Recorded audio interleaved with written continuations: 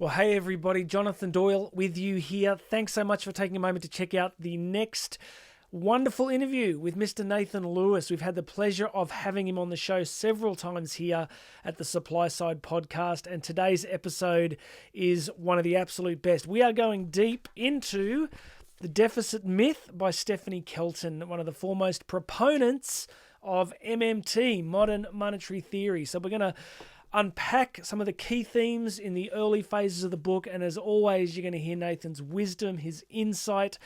There's so much here for everybody. Now, if you're seeing this on YouTube, please make sure you've subscribed. Hit that notification icon. It makes a big difference so we can let you know when next episodes are coming out. If you're hearing this on the podcast version, please make sure you've subscribed. And if you are not getting our regular updates, go right now to supplysidepodcast.com. supplysidepodcast.com. I've got a great offer for you there. We can put your details in and make sure we get you the latest updates as they happen. So let's do this.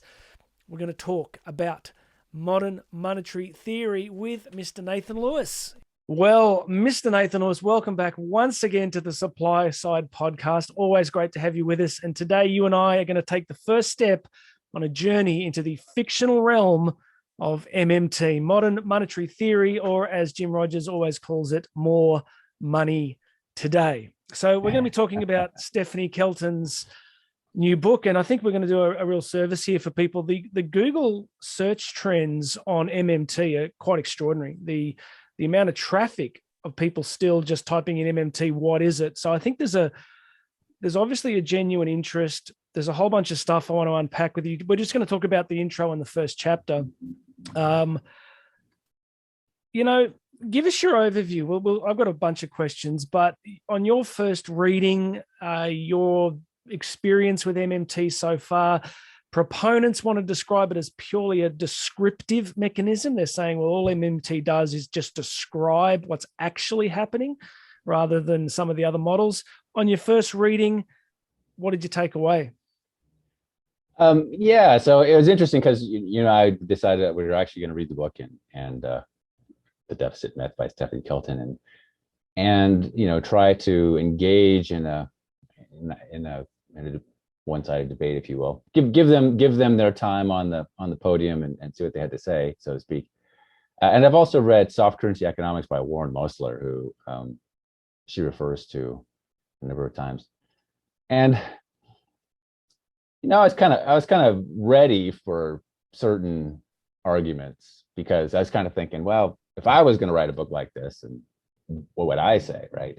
I was kind of ready for economic theory to be tortured and abused in certain predictable ways, which it has been in the past. There was actually a book, I don't remember the exact year, but I think it was around 1670, that took on some of the same topics. I actually read that book too. But so my impression of the deficit myth and MMT as it's described in there, and it is for a popular audience, so it doesn't get into too much detail, but it's real insubstantial. All the kind of arguments I was ready for didn't really appear. It's kind of like just like wishful thinking. Yeah. So, which is interesting. What people I think can take away from this is that there's just really not a whole lot to it. It's kind of a big just poof ball. It seems to me. So in a moment, I want to go to some of the absolute core principles to give people, because we're going to have a range of listeners here. We're going to have some sophisticated analysts and investors. We're going to have some people who come across the content because they've just got a broad interest in understanding it.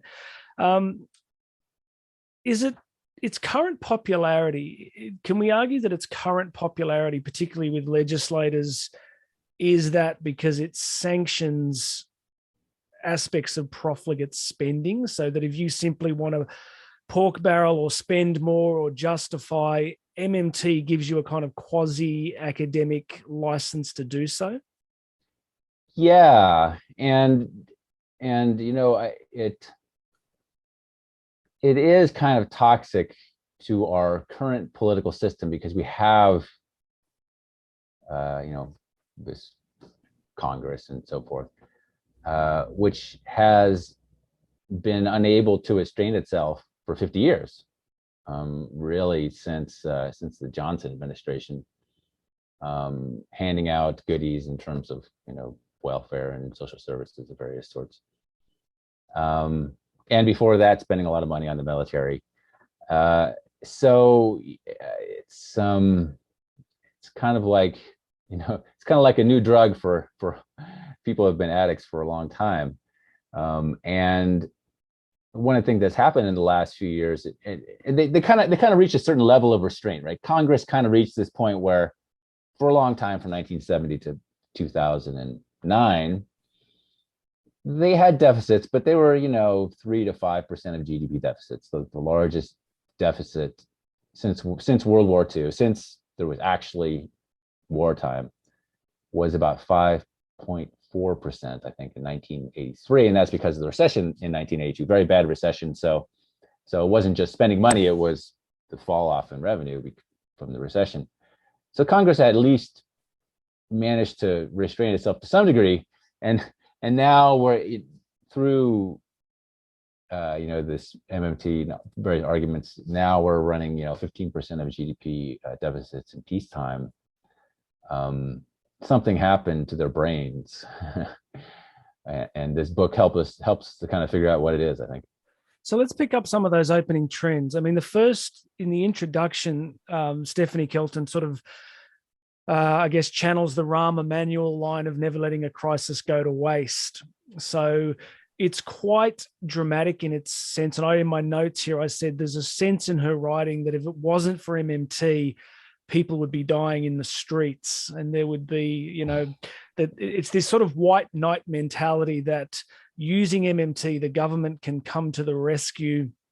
And right. There's a constant reference to, in this introductory phase, where she's talking about moving from a focus on balanced budgets. So she said, we really got to completely stop thinking about this idea of balanced budgets altogether.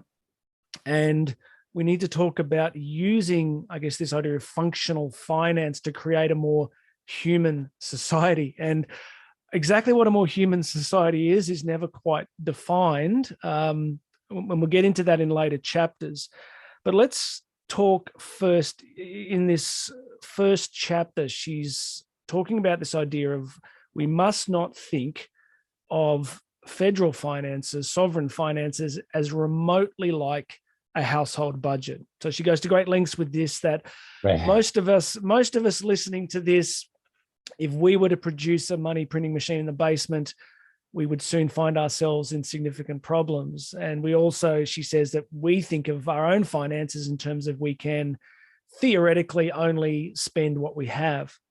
So she wants to get us out of this mindset that the government is nothing like us. So take us through that.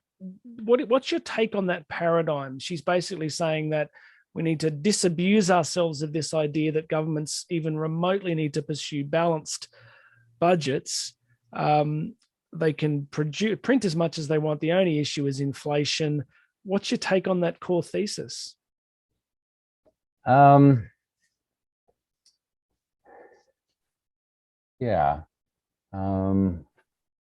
Throughout the book, there's a number of assertions that are made, which sort of MMT theorists in the past, they refer to the chartalists, which were these people from about 1900, sort of suggested as suggestions, or even today, the MMT people sort of offer as suggestions. But then she treats it as if things are already being done that way.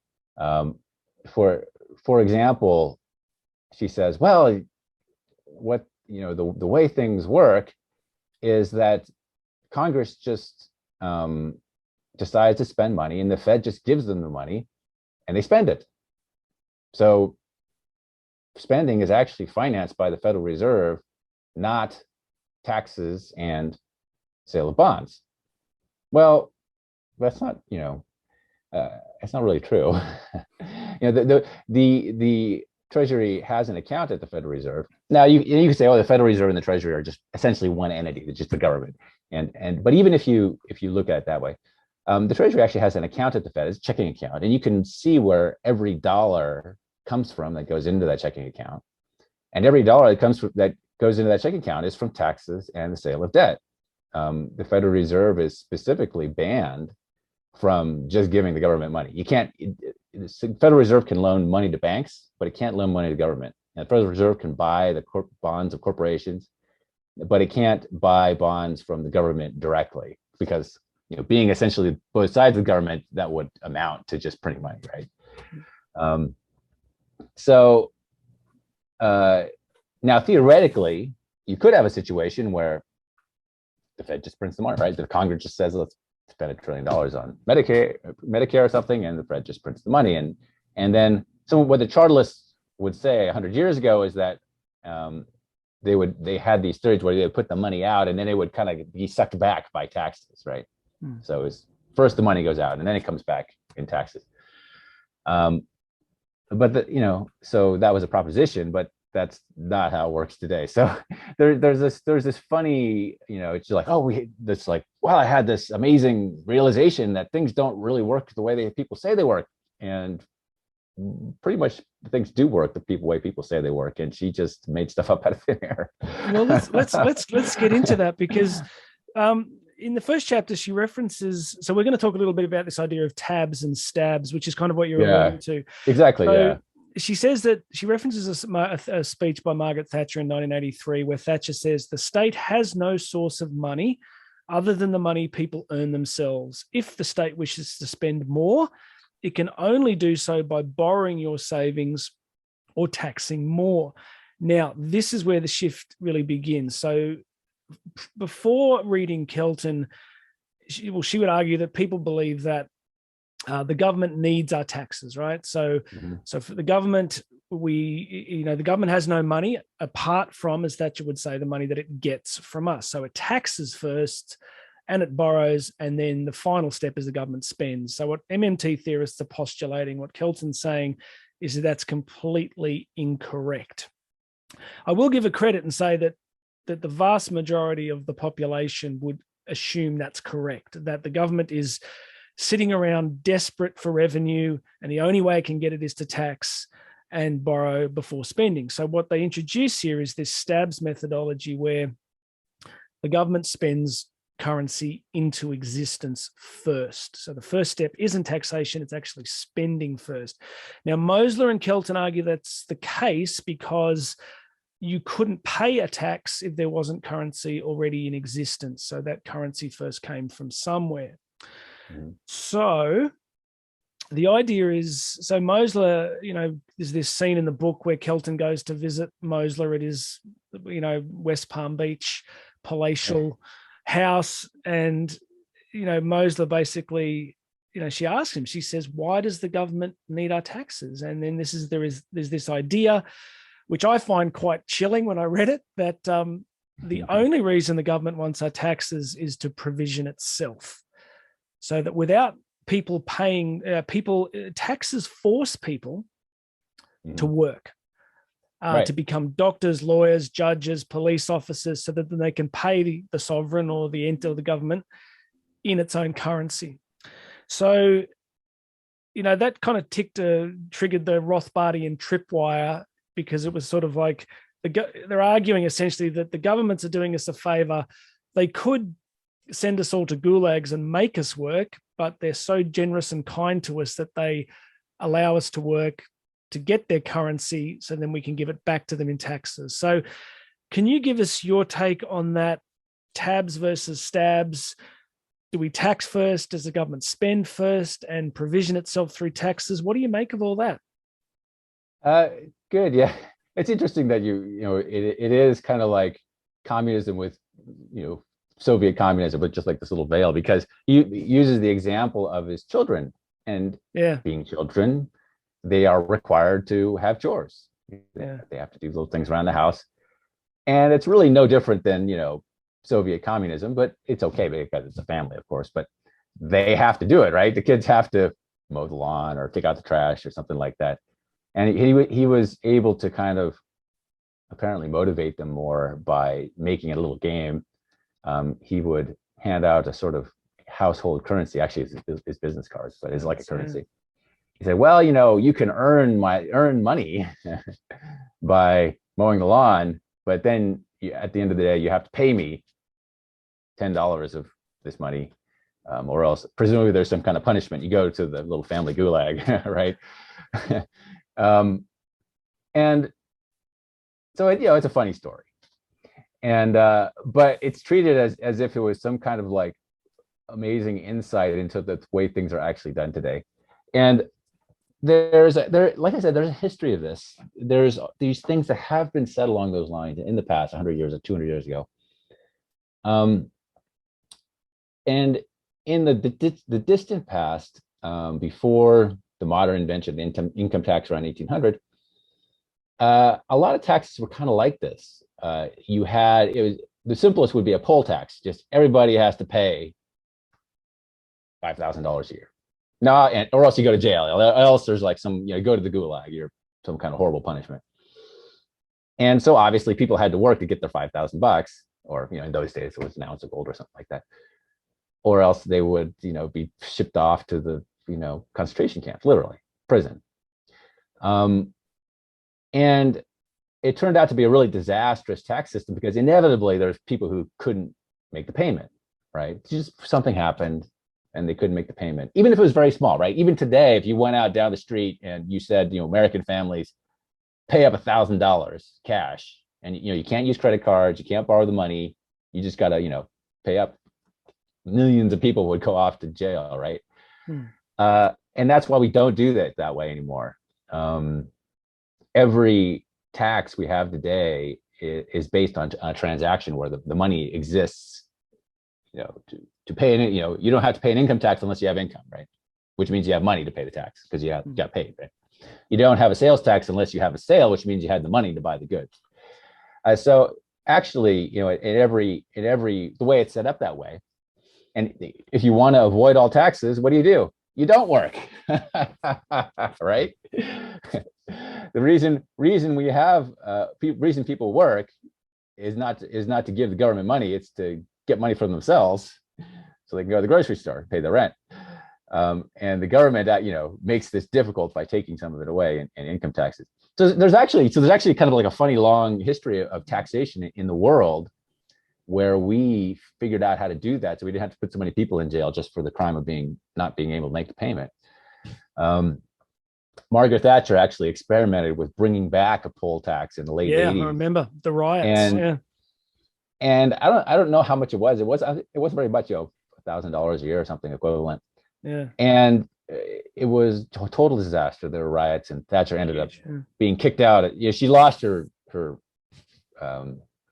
post as prime minister largely as a result, because people see, well, you were hot stuff 10 years ago, but now you're doing this is really stupid, right? There's no reason to do this.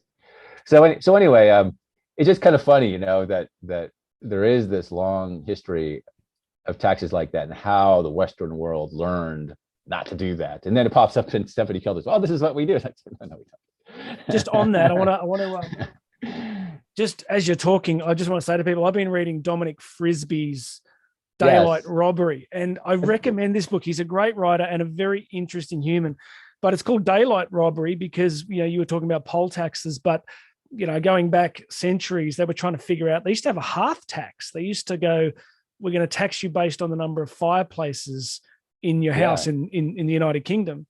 So then people would start blocking up their chimneys and, getting asphyxiated and getting all sorts of, and, people, then it was, it's not a hearth, well, then it was, if we can't tax them on their hearths or their hearths, we're going to tax them on their windows. So this is where the daylight robbery idea came from.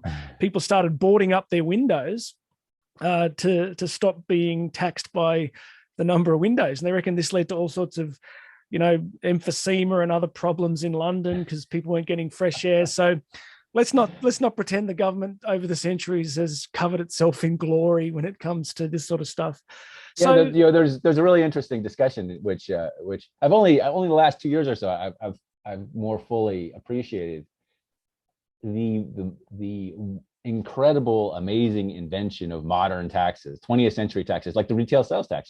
Britain had to do this crazy stuff like charging people on their windows because it didn't have a modern retail sales tax. So there's a real interesting discussion there. And we've talked about this before, so I reference people back to, I think, the first discussion you and I did, where you give us some great stuff on flat taxes. So in summary, So I do want to bring up, there was two parts to your question, and I was getting ready for the second part, and that is, all that argument, well, before you could pay the taxes, the government must have created the money you could pay the taxes with. Well, okay. But again, it's just that, like that's it. Like, it's just like a creative kid in the back of the class or something, right? There's no discussion of what actually happens, which is the U.S. government was out of the money creation business until the introduction of the Federal Reserve in 1913. So what were they doing before 1913? Yeah, it's a great question. Well, in those days, money consisted of gold and silver coins, and there was a U.S. mint, but it wasn't paper money, right? You had to get the silver out of the ground, and all they did is, it wasn't it was full weight coins. The market value of the coinage was the same as the gold and silver contained, just like a Kruger entity. So where did the money come from in those days? Well, it came from a gold mine. That's where it came from. And also there were private banks, and thousands of private banks, kind of like stablecoin cryptocurrencies today, issued their own paper money. And to some degree, this could be used, if it was relatively reliable. Government tax office would say, well, I know those guys, I'll take their bank notes. Yeah. So there is actually a history about this, and we know what it is. And just characteristic of this book in general is that they just have this sort of like wiseacre back of the classroom question and don't even bother with the history of what it actually is, right? Because wasn't that period from about 1860 through till the start of the Federal Reserve? I could be wrong on this, but in terms of real incomes and prosperity, it was a pretty good time in American history, wasn't it? Well, the Civil War kind of sucked. Yeah, I mean, and the chaos, the Reconstruction period that came after that.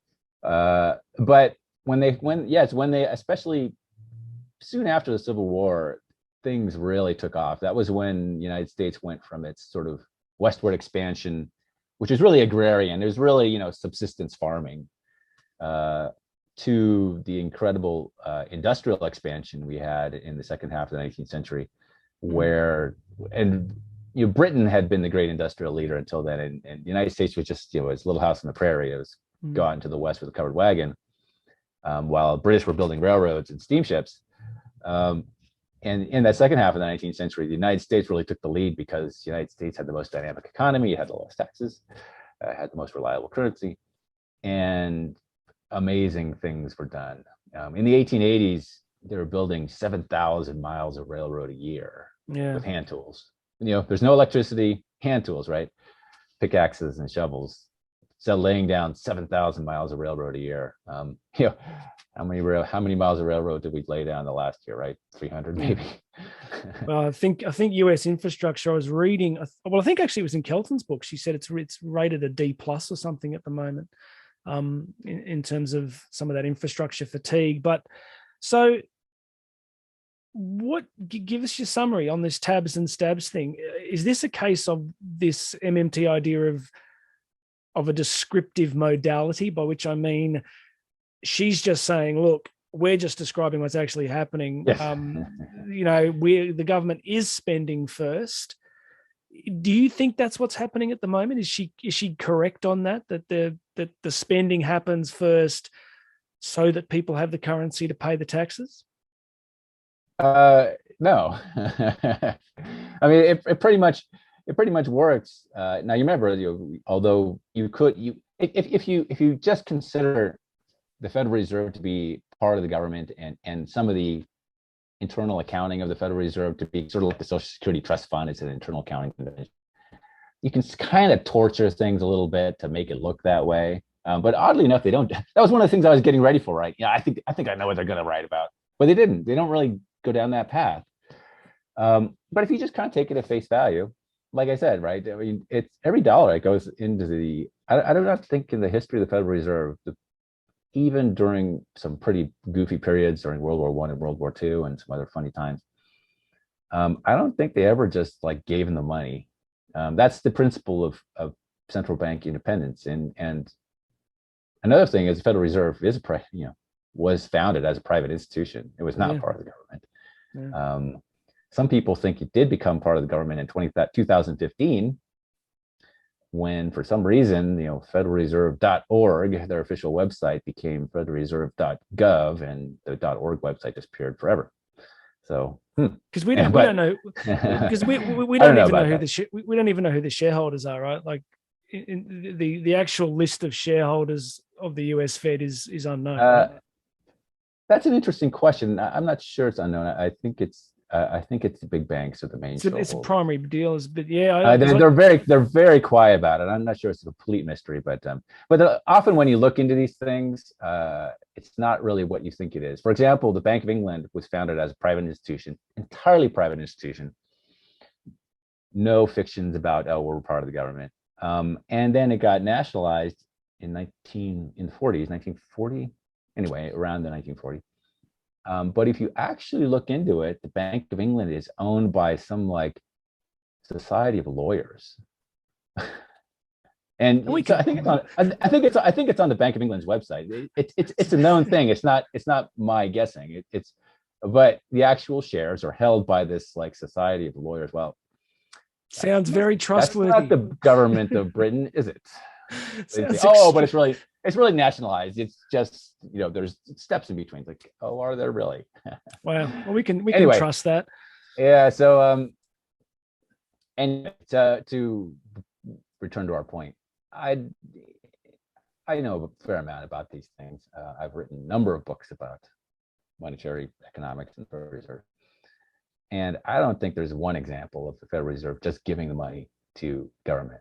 There are some examples where the government would have its regular bond auction to the primary dealers, Goldman Sachs, JP Morgan, and within a very short period of time, maybe minutes, the very same bonds, the very same CUSIPs ended up on the Federal Reserve's balance sheet. Yeah. So you say, well, that kind of smells bad, but they kept up with appearances. Well, just on that, I'm going to see if I can find this quote that really jumped out at me yesterday. It was just before I was finishing yesterday, she was describing this relationship between the primary dealer banks, the Treasury, the Fed, and she described it as a perfectly choreographed water ballet. Mm-hmm.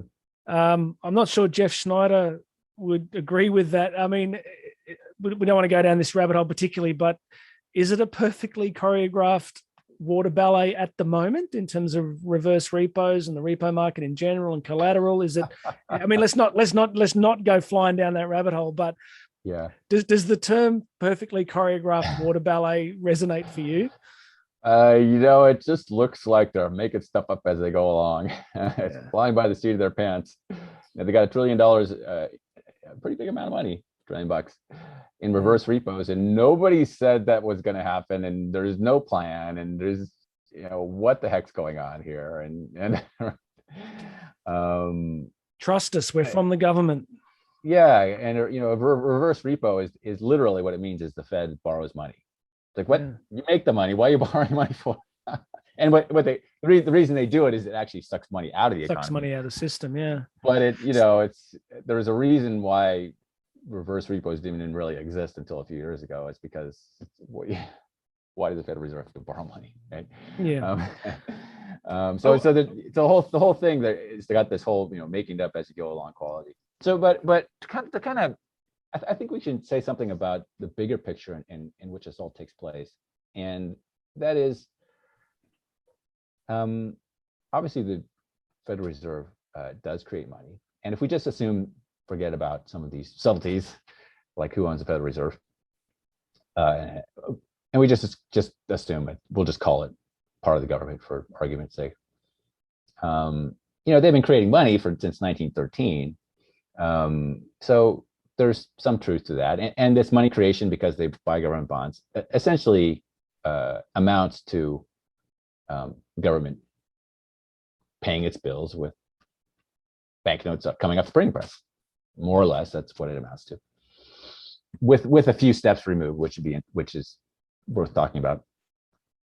But what's really happened in the last few years, beginning 2009, my interpretation, and I think I think events have shown that my interpretation is pretty sound, is a funny thing. Back in the old days, before 1960, and for like a century before 1960, it was normal banking practice for banks to have about 10% of their assets as cash, literally banknotes, literally gold coins.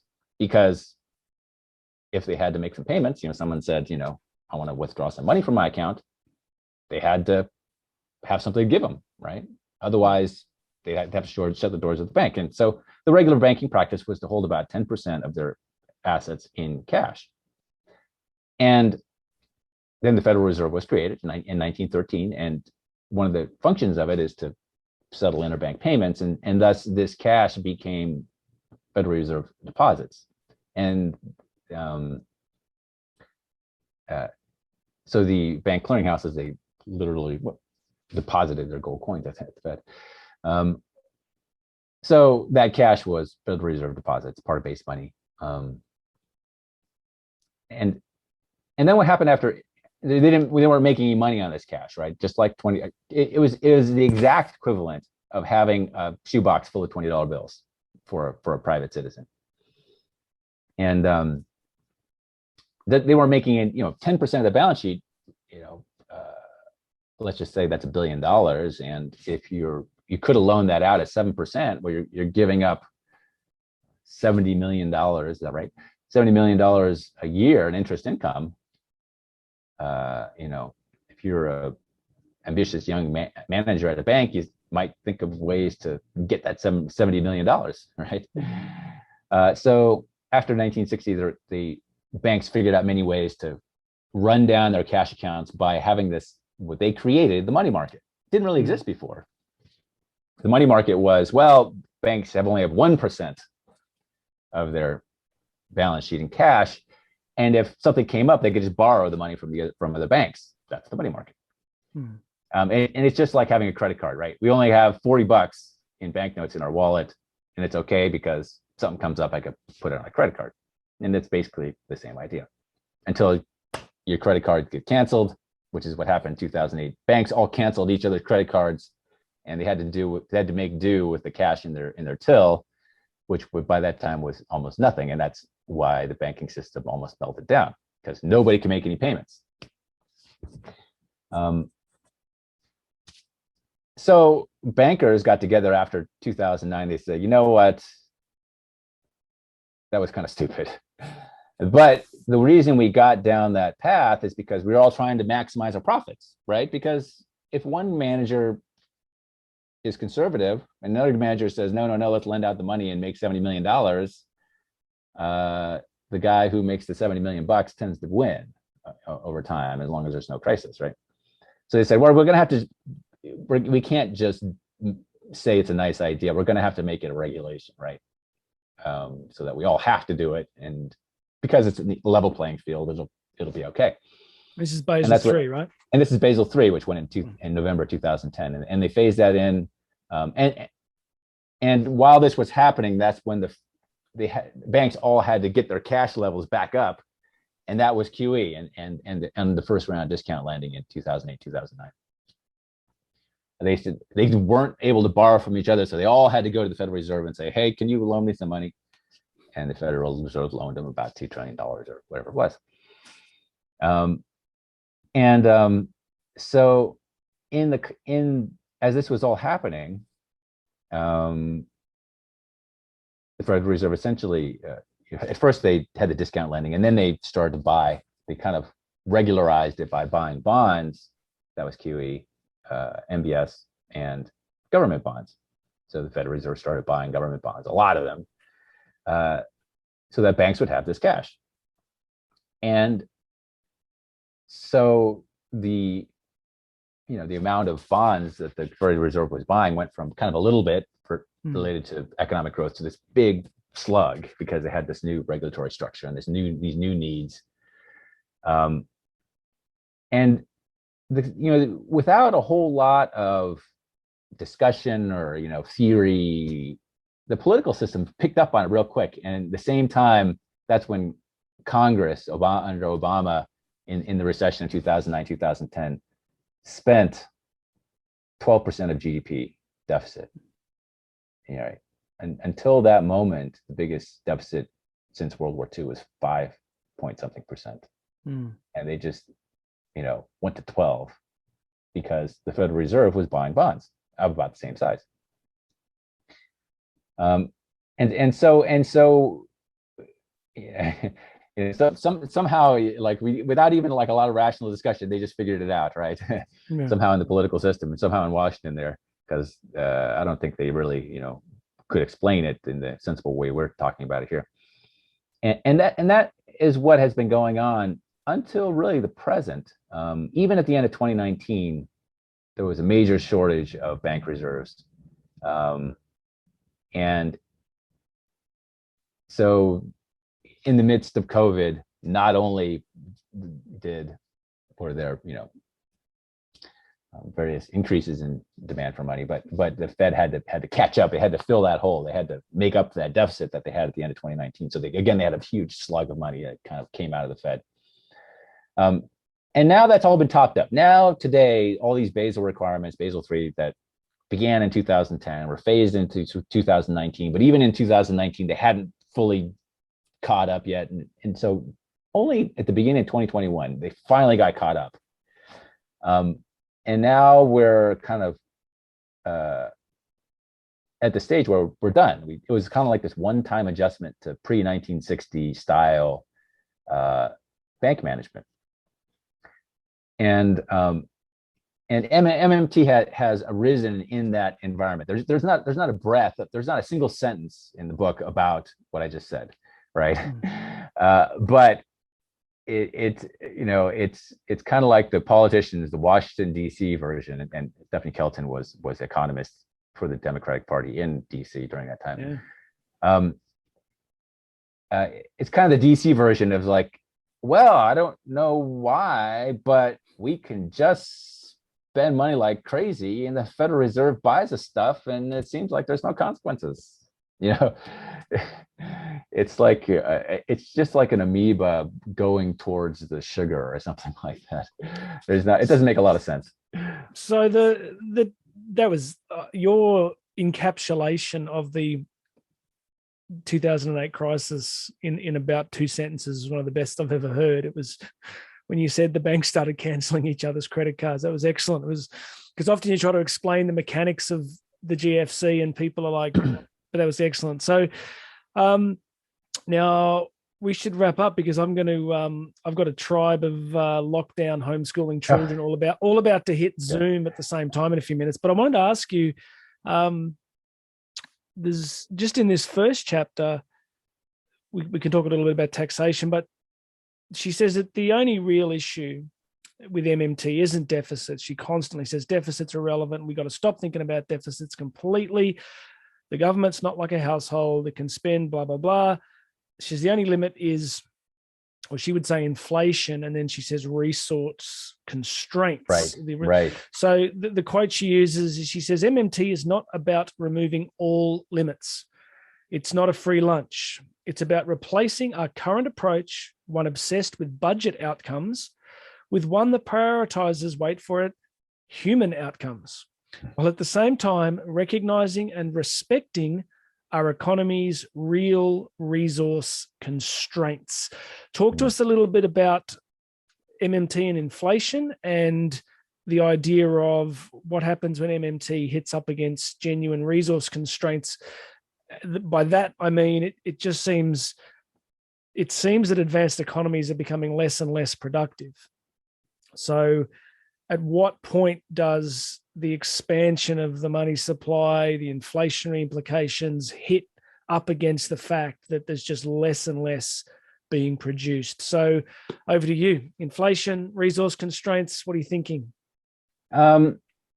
Yeah, that was real, that gets into the second chapter, which it kind of elucidates our ideas a little more accurate, in a little more detail.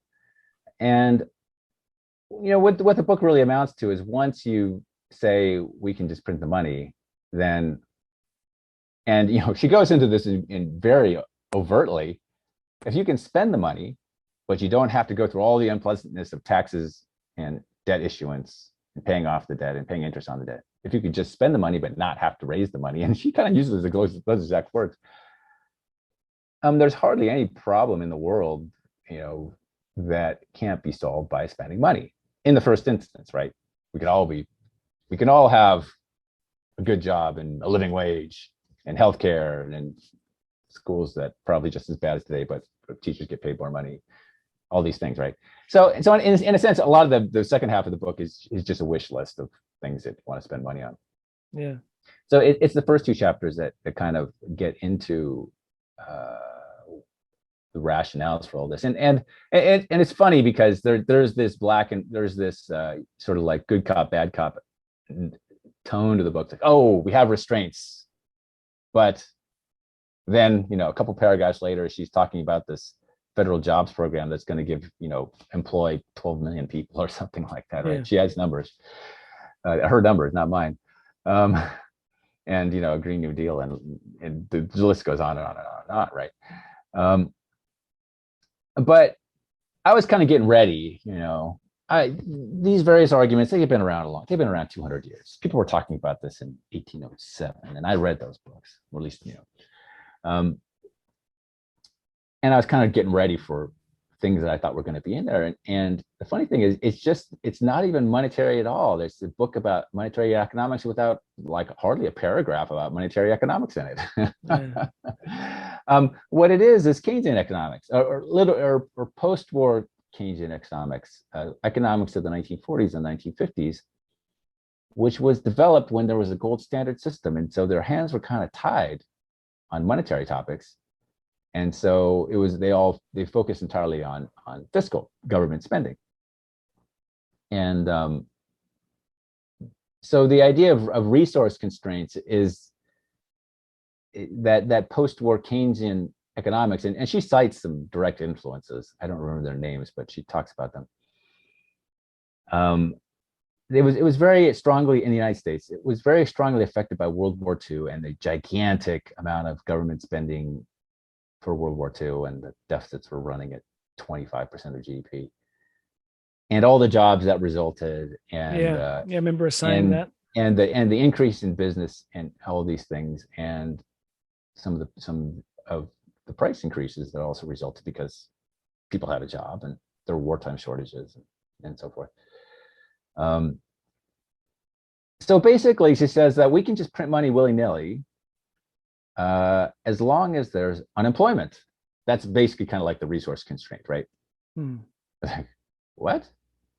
I mean, you just go in any hyperinflationary country, unemployment rate in Venezuela is, I don't know, 14% or so.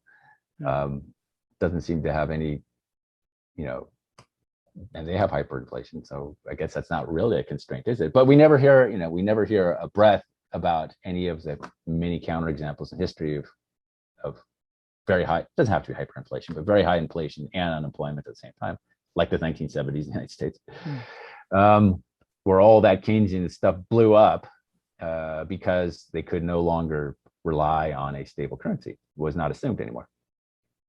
So that's, it was, and I think we could talk about this in greater detail sometime in the future, but it was really interesting to see that it's the arguments were not monetary at all. They were it's just kind of wishful thinking. Well, as long as there's some unemployment. Now, in her later on in the book, she says, well, we're going to hire all the underemployed people and give them jobs at the federal government. We're going to hire 12 million people, and that way, and we're going to pay them $15 an hour and give them healthcare benefits and daycare and all these nice goodies. And essentially, the private market to bid away that labor from the government is going to have to pay more than that. Yeah, that's kind of the idea that she presents later on. So basically, her version of resource constraints is if there's any people in this federal employment program, which she says will have tens of millions of people in it in the first instance, then they're printing money willy-nilly, for example, for the federal unemployment program, is not going to have any consequences. And again, it's just kind of put out there just I was a little surprised, right? I thought you would hear some interesting but wrong arguments, but it's just like uh, it's total fantasy, but it has an interesting history. I don't know, of the intellectual history of American economics arising out of World War II and as it existed in the 1950s, which she draws on a number of places throughout the book. Well, let me ask you, we got to wrap up, but I've got two listener questions that came in during the week that people wanted to ask you. So I'll ask you those in a sec. While I bring them up, what is your off the cuff analysis of where this is going to head? Like, if we keep drinking this Kool-Aid, where are we going? Like, I mean, look, for me as a neophyte, how it doesn't just distort markets, drive inflation, and just the can gets kicked down the road indefinitely to some kind of implosion. Tell me what I'm missing. Like, where do you think this MMT thesis eventually goes? That's an interesting question because we're right there. We're right there now. And like I said, my interpretation, and I think this is being more broadly appreciated too, is that we had this one-time adjustment to a new banking regulatory system where we made rules that said banks have to own a lot of cash, and the cash didn't exist before, so we had to make it, or else, it's like musical chairs. That banks had required to sit in the chair, but didn't exist. So central banks had to create the money, and that's basically what happened from 2009 to really just the beginning of this year, 2021. And along the way, they bought a huge amount of government bonds, and this indirectly did finance approximately $5 trillion of deficit spending by the United States government. And some of the things that are going on in the Eurozone with like negative interest rates and some of the things that are going on in Japan doesn't quite fit this model of banking regulation, but it fits pretty well in the United States. So now we're at that point where we can't just finance double-digit deficits with money printing. At least not in the prior model. There actually are some ways to get away with it, and Japan's kind of doing them. Basically, you just stuff it. You just stuff more on the banks over their regulatory requirements. And you just twist their arms to make them do it. There are things you can do, but we're now at the point where, and it's actually potentially quite explosive, because it's what you find when you look what really happens in the real world.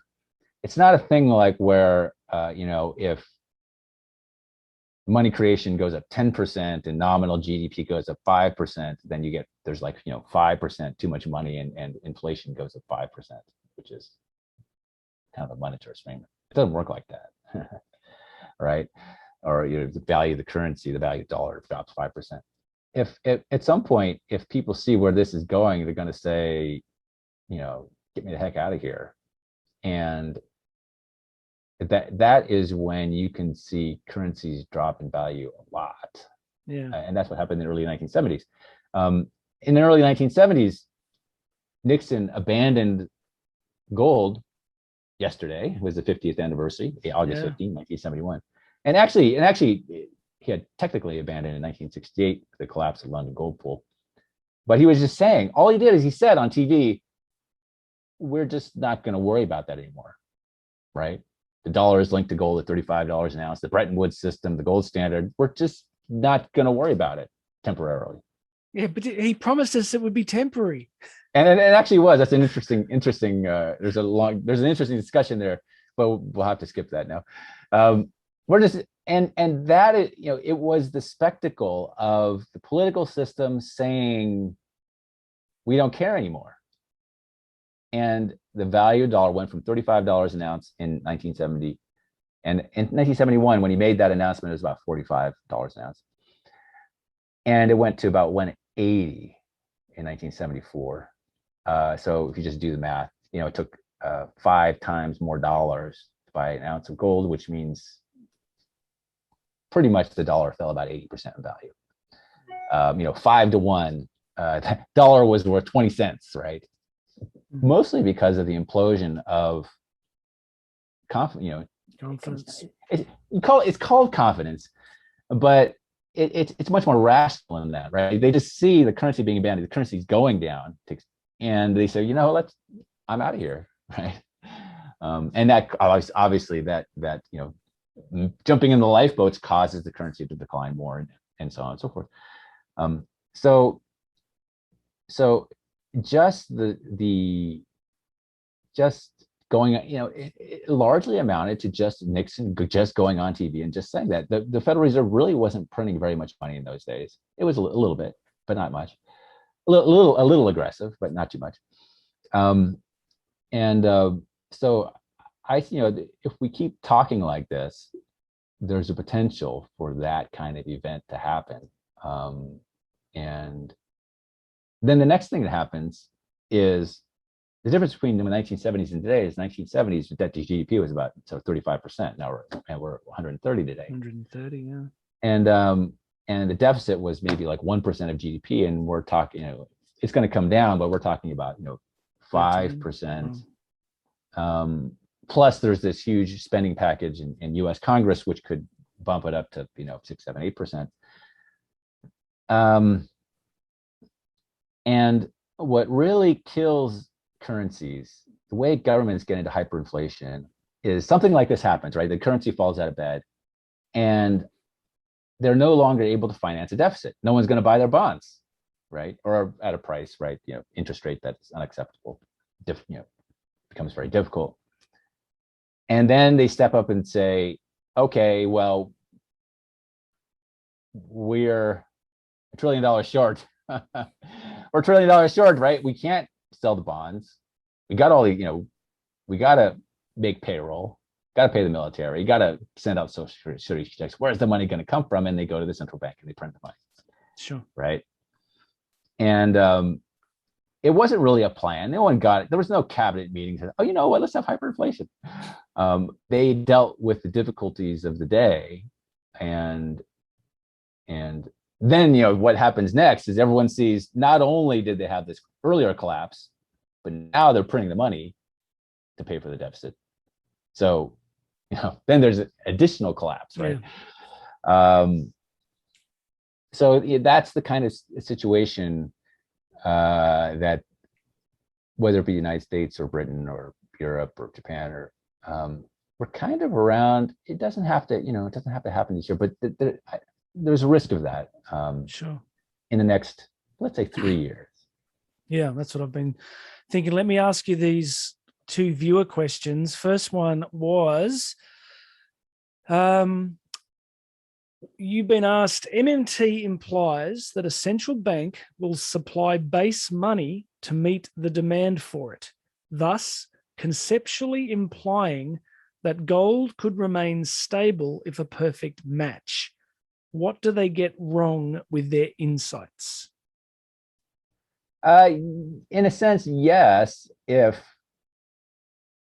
because when the Federal Reserve buys bonds and expands the monetary base, it does indirectly finance the government. They don't hand a shoebox of a trash bag full of $20 bills to the government, but the government issues the bonds and it comes back into the government. It disappears from the publicly held debt by going on the Federal Reserve's balance sheet. So yes, if you call that monetization process, the money creation process, MMT, which in a sense it sort of is, then the Federal Reserve's job is to have just the right amount of MMT, right? to monetize just the right amount of debt in the past to maintain a gold standard system. They did this under the gold standard system. The monetary base in the United States before the Fed, but between 1775 and 1900 increased by over 160 times. So you can have that monetary expansion on a gold standard system, or in the context of floating fiat currencies that aren't too shabby, as we had for the last 50 years. So yeah, that could work. But the critical point, and George Selgin at the Cato Institute wrote a book about this, is essentially central bank independence. Central banks have had the independence to say, we want to create this much money and no more, because in our good judgment, that's the right thing to do. And they don't have very good judgment. But the point is, there's no direct connection between that process and the government financing process, right? No one in the government said, well, we want to have, free subsidized daycare, and therefore we're going to twist your arm to create, $100 billion to pay for it. It's, when that starts to happen, when central bank independence is lost, that's when you can get into big trouble. And that's essentially what the Kelton book's all about, right? Isn't it? Right. Yeah. Are we there? I mean, do you still see Jay Powell and friends as truly independent? Well, that is kind of what this reverse repo thing is about. They were on the schedule to print a taper. Well, they were going to taper later, but let's just say until the end of the year, not a lot of taper expectations before the end of the year. There was this Treasury drawdown, Treasury spending money it already had on the books, and then the QE that was on the schedule, and which they have been doing, and it amounted to about $2.5 trillion during calendar 2021. And that was money that was essentially created out of nothing. And like I said, it's like an amoeba going towards the sugar, right? In the environment where the Fed Reserve itself, on pretty much like the official agenda, this regular schedule said, we're going to, create $2.5 trillion out of thin air, and the government would benefit from this indirectly. Congress just happens to be running all these crazy spending programs this year, right? And what has happened with the reverse repo is they managed to cancel that out. So they actually did create the money under the official agenda, and then they took it back out with the reverse repos, which is kind of like this, little trick behind the scenes. And now they're talking about tapering and all this stuff more aggressively, because they realize that they're in trouble. And so we're right at that moment, right? Over the next 12 months, maybe, where Congress thinks that everything's good, and the Fed's saying, we changed our mind, and they're acting on it. But even what they're doing now, they're gonna try to, they're sort of moving toward wriggling out of this QE commitment, tapering. It's kind of like this long drawn out process. Even with the taper, they're planning to create trillions and trillions of dollars more money. Well, let's say at least $1 trillion. And so it'll be interesting. This, and they're gonna come under pressure from Congress and from all the discussions that happen in DC, because all of DC is just a bunch of people talking to each other. And it's extraordinary to watch. Like that's the process. I mean this with no political partisanship, but President Biden seems to be in quite extraordinary cognitive decline. So it's almost as if these confluence of forces, it's almost that perfect storm where there's it's quite a seismic moment, I think. And you're right, over sometime in this next 3 years, the number of times people ask, I guess people like you and me, when do you think it's going to happen? Well, next Tuesday at 4:36, the markets will collapse. No. So let me ask you this final question. From one of the listeners said, money is not wealth. Why do MMT adherents not understand this? I'm wondering if they mean currency is not wealth, but the question is phrased as money is not wealth. Why do MMT adherents not understand this? Well, actually, MMT as presented by Kelton kind of goes along those lines. it's a confused argument, but she kind of makes a similar sort of argument. It's like, well, you know, it's just bits of paper, it's just computer entries. What really counts is people showing up for work and making goods and services. And we have all these unemployed people. So why don't we just fiddle the numbers and print the money? It's all this, you know, imaginary data so that we can put these people to work. That's kind of like the whole book right there. You're going to write Cliff Notes version, one paragraph.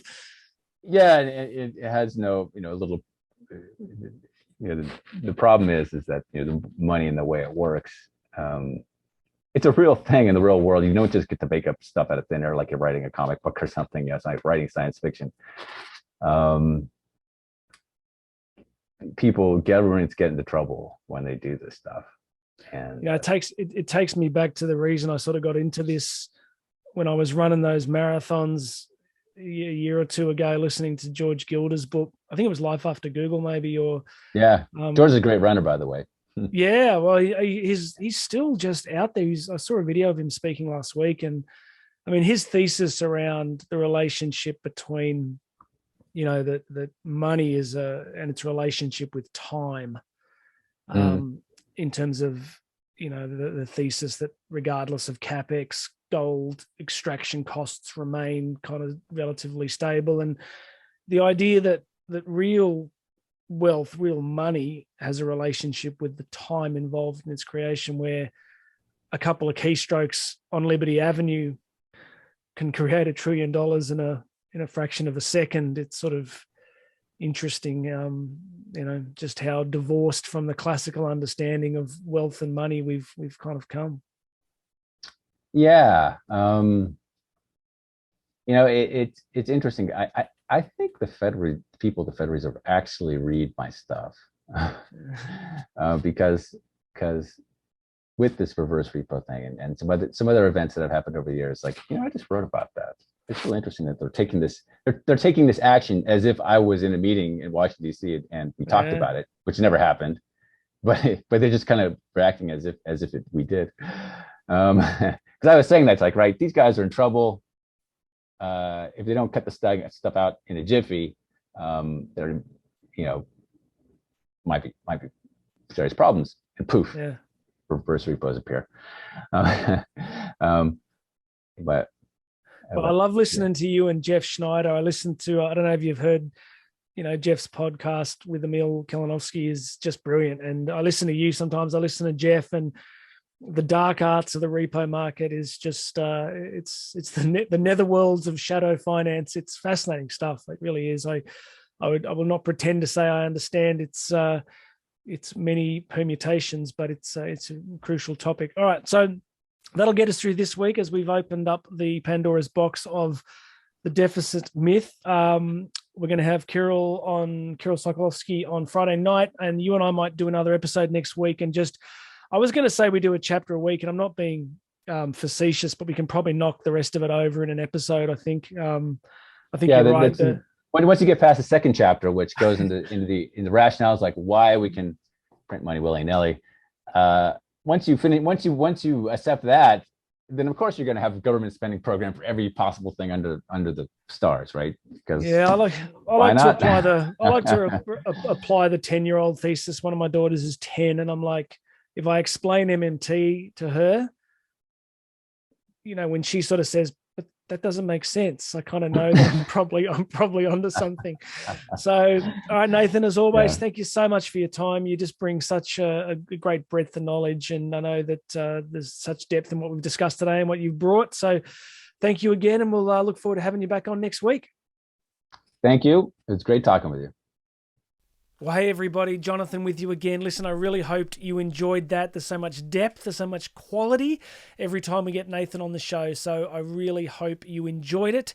Please make sure you've subscribed wherever you're seeing this or hearing this. It'd be great to keep sending you these really important discussions and interviews. If you want to get on our regular list, just go to supplysidepodcast.com and you can pop your details in there. At the time I've just recorded this, In a few days, we've got Mr. Kirill Sokolov coming on the show Friday night, one of the most respected and well-known macro investors of the last decades. So excited to have him on the show. So please make sure you've subscribed so we can get that episode to you. That's it from me. We'll see you for the next episode.